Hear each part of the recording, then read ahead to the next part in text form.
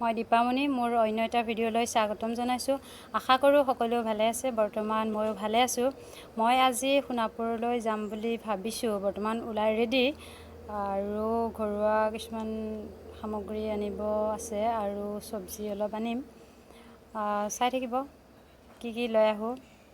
আৰু চুনু হাই কৰি দিয়া। হাই। সোণাপুৰলৈ যাত্ৰা আৰম্ভ।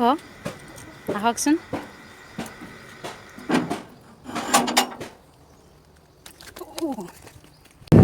সোণাপুৰ ইউকো বেংক পাৰ হৈ ইয়াতে চব্জি বজাৰ কৰিম। এইখিনিতে বিলাহী, কচু আৰু ভেন্দি, পটল লৈছোঁ। ষ্টেট বেংক আহি পালোঁ। পুলিচ ষ্টেচন পালোঁ। মই সৰু সুৰা বজাৰ কৰি ওলাই আহিলোঁ। চাৰ্কল অফিচ আহি পালোঁ। বালিগেট হৈ ওলাই আহি বালিগেটত মই অনাৰস ল'লোঁ। অনাৰস লোৱা হৈ গ'ল।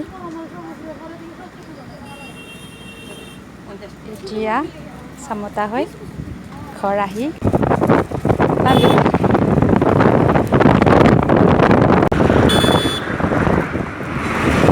কচু, বিলাহী, পটল, স্কচ, অনাৰস, তৰমুজ আৰু মোৰ অলপ লাগতিয়াল সামগ্ৰী আৰু মিঠাই আৰু এবিধ বস্তু আনিছোঁ। মই নেক্সট ভিডিঅ'ত দেখাম। ঠিক আছে। দেউতা আৰু চুনু তৰমুজ খোৱাত ব্যস্ত। সোণাপুৰৰ পৰা আহি পোৱা অলপ দেৰি হ'ল। আজি চাহ খোৱা মানুহ এজনো আছে। ভাবিছোঁ চাহ একাপ বনাম। এবিধ বিশেষ চাহ মই ফলেৰে বনাম।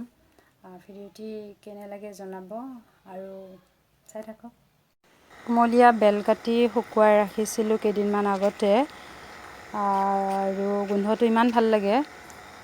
মই অলপ পানী লৈছোঁ। পানীত 3 টুকুৰ বেলৰ শুকান টুকুৰা দিছোঁ আৰু সোৱাদ অনুসৰি মই চেনি দিছোঁ। অলপ উতলিব দি আৰু লাল চাহ হৈ গ'ল।